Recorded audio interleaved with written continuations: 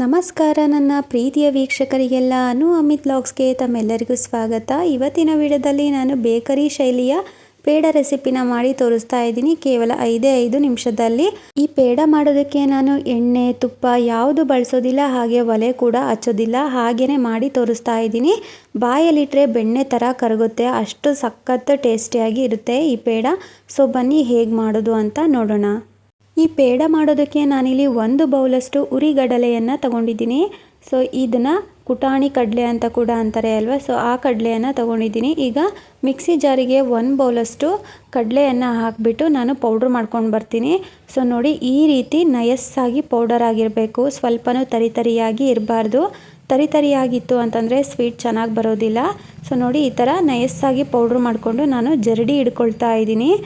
ಈ ರೀತಿ ಜರಡಿ ಹಿಡಿಯೋದ್ರಿಂದ ಸ್ವಲ್ಪ ಏನಾದರೂ ತರಿ ಹಾಗೆ ಉಳ್ಕೊಂಡಿದ್ರೆ ಅದು ನೀಟಾಗಿ ಸಪ್ರೇಟ್ ಆಗುತ್ತೆ. ಸೊ ಹಾಗಾಗಿ ಈ ರೀತಿ ಜರಡಿ ಮಾಡ್ಕೊಳ್ತಾ ಇದ್ದೀನಿ. ಸೊ ನೋಡಿ, ಇಷ್ಟು ಉಳಿದಿದೆ, ಅದನ್ನು ಬಿಸಾಡ್ತೀನಿ. ಈಗ ನಯಸ್ಸಾಗಿರೋ ಕಡಲೆ ಹಿಟ್ಟಿನ ಪೌಡರ್ನ ಹಾಗೆ ಎತ್ತಿಟ್ಕೊಂಡು ನಾನು ಯಾವ ಬೌಲಲ್ಲಿ ಕಡಲೆ ತೊಗೊಂಡಿದ್ನೋ ಅದೇ ಬೌಲಲ್ಲಿ 3/4 ಕಪ್ಪಷ್ಟು ಸಕ್ಕರೆ ತೊಗೊಂಡಿದ್ದೀನಿ. ಅದು ಮಿಕ್ಸಿ ಜಾರಿಗೆ ಹಾಕ್ಕೊಂಡಿದ್ದೀನಿ. ಹಾಗೆ 1 ಏಲಕ್ಕಿನ ಫ್ಲೇವರಿಗೋಸ್ಕರ ಹಾಕ್ಕೊಂಡು ಪೌಡ್ರ್ ಮಾಡ್ಕೊಳ್ತಾ ಇದ್ದೀನಿ.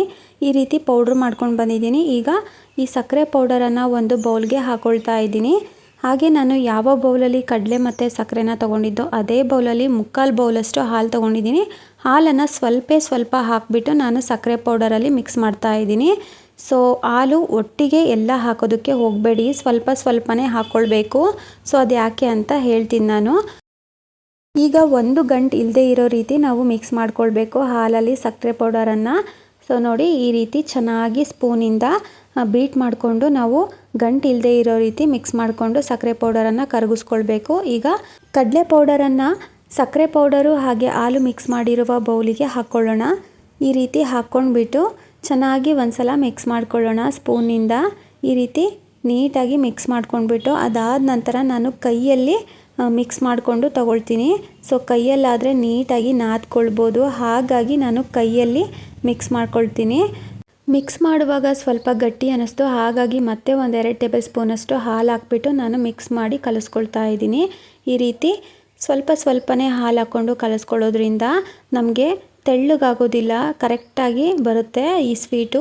ಸೊ ಒಂದೇ ಸಲ ಹಾಲು ಭಾಳ ಹಾಕ್ಕೊಂಡ್ಬಿಟ್ರೆ ನಾವು 1 ಬೌಲ್ ಅಷ್ಟೇ ಕಡಲೆ ಪೌಡರನ್ನು ತಗೊಂಡಿರೋದ್ರಿಂದ ಹಾಲು ಜಾಸ್ತಿ ಹಾಕ್ಕೊಂಡ್ಬಿಟ್ರೆ ಅದು ಕಡಿಮೆ ಆಗಿಬಿಟ್ಟು ತೆಳ್ಳಗಾಗ್ಬಿಡುತ್ತೆ. ಸೊ ಹಾಗಾಗಿ ನಾವು ಸ್ವಲ್ಪನೇ ಹಾಲು ಹಾಕ್ಕೊಂಡ್ಬಿಟ್ಟು ಮಾಡ್ಕೊಳ್ಬೇಕು.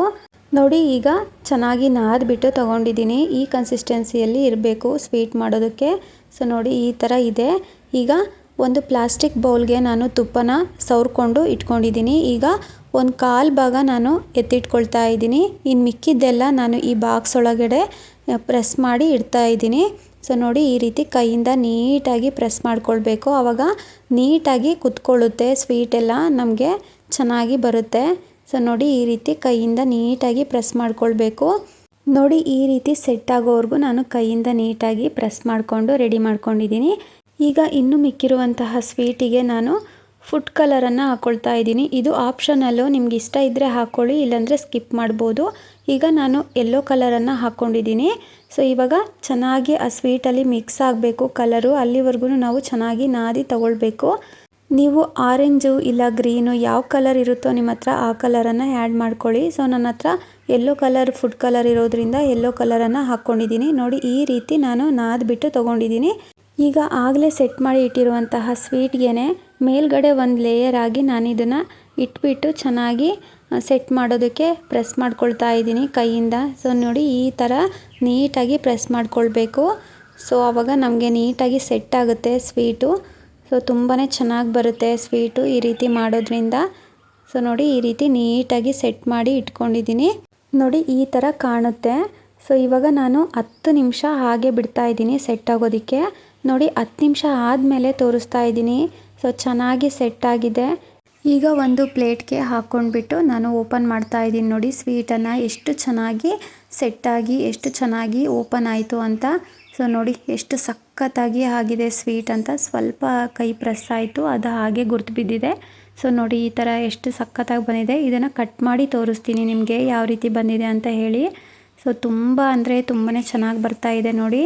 ಚಾಕುಗೂ ಕೂಡ ಸ್ವಲ್ಪನೂ ಹತ್ಕೊಳ್ತಾ ಇಲ್ಲ, ಅಷ್ಟು ಚೆನ್ನಾಗಿ ಸ್ವೀಟ್ ಬಂದಿದೆ. ಸೊ ಟೇಸ್ಟು ಕೂಡ ಸಖತ್ತಾಗಿರುತ್ತೆ, ಬಾಯಲ್ಲಿಟ್ಟರೆ ಕರಗುತ್ತೆ, ಅಷ್ಟು ಸಖತ್ತಾಗಿ ಆಗಿದೆ ಈ ಸ್ವೀಟು. ಸೊ ನಿಮಗೆ ಯಾವ ಶೇಪಲ್ಲಿ ಬೇಕೋ ಆ ಶೇಪಲ್ಲಿ ನೀವು ಕಟ್ ಮಾಡ್ಕೊಳ್ಳಿ. ಈ ಸ್ವೀಟನ್ನು ನಾನಿಲ್ಲಿ ಸ್ಕ್ವಯರ್ ಶೇಪಲ್ಲಿ ಕಟ್ ಮಾಡ್ಕೊಳ್ತಾ ಇದ್ದೀನಿ. ನೀವು ಟ್ರಯಾಂಗಲ್ ಶೇಪು, ಡೈಮಂಡ್ ಶೇಪಲ್ಲಿ ಕೂಡ ಕಟ್ ಮಾಡ್ಕೊಳ್ಬೋದು, ತುಂಬ ಚೆನ್ನಾಗಿ ಬರುತ್ತೆ. ಸೊ ನೋಡಿ ಎಷ್ಟು ಸಖತ್ತಾಗಿ ಬಂದಿದೆ ಸ್ವೀಟ್ ಅಂತ. ಸೊ ಸ್ವಲ್ಪನೂ ಒಂದು ಪ್ಲೇಟಿಗೂ ಕೂಡ ಹತ್ಕೊಳ್ತಾ ಇಲ್ಲ, ಕೈಗೂ ಕೂಡ ಹತ್ಕೊಳ್ತಾ ಇಲ್ಲ, ಅಷ್ಟು ಚೆನ್ನಾಗಿ ಸ್ವೀಟು ಬಂದಿದೆ, ತುಂಬಾ ಚೆನ್ನಾಗಿ ಬಂದಿದೆ. ಸೊ ನೀವು ಕೂಡ ಟ್ರೈ ಮಾಡಿ ನೋಡಿ. ಒಂದನ್ನು ಕೈಯಿಂದ ಕಟ್ ಮಾಡಿಬಿಟ್ಟು ತೋರಿಸ್ತೀನಿ ನೋಡಿ ಎಷ್ಟು ಚೆನ್ನಾಗಿ ಕಟ್ಟಾಗುತ್ತೆ ಅಂತ ಹೇಳಿ. ಸೊ ನೋಡಿ ಕೈಯಿಂದ ಪ್ರೆಸ್ ಮಾಡಿದರೆ ಸಾಕು ಹಾಗೆ ಕಟ್ಟಾಗುತ್ತೆ, ಹಾಗೆ ಎಷ್ಟು ಚೆನ್ನಾಗಿ ಸೆಟ್ ಆಗಿದೆ ಸ್ವೀಟ್ ಅಂತ. ನೋಡಿದ್ರಿ ಅಲ್ವಾ ಫ್ರೆಂಡ್ಸ್, ಎಷ್ಟು ಚೆನ್ನಾಗಿ ಪರ್ಫೆಕ್ಟಾಗಿ ಬೇಕರಿ ಶೈಲಿಯಲ್ಲೇ ಮಾಡೋ ಥರ ಪೇಡಾನ ಮಾಡಿ ತೋರಿಸಿದ್ದೀನಿ. ಸೊ ನಿಮಗೆ ಖಂಡಿತವಾಗ್ಲೂ ಈ ಸ್ವೀಟ್ ರೆಸಿಪಿ ಇಷ್ಟ ಆಗಿದೆ ಅಂತ ಅಂದ್ಕೊಂಡಿದ್ದೀನಿ. ಇಷ್ಟ ಆಗಿದ್ದರೆ ಪ್ಲೀಸ್ ನನ್ನ ಚಾನಲ್ನ ಮರೀದೆ ಸಬ್ಸ್ಕ್ರೈಬ್ ಮಾಡಿ, ಹಾಗೆ ಲೈಕ್ ಮಾಡಿ, ನಿಮ್ಮ ಫ್ರೆಂಡ್ಸ್ಗೆ ಫ್ಯಾಮಿಲೀಸ್ಗೆಲ್ಲ ಈ ವಿಡಿಯೋನ ಶೇರ್ ಮಾಡಿ.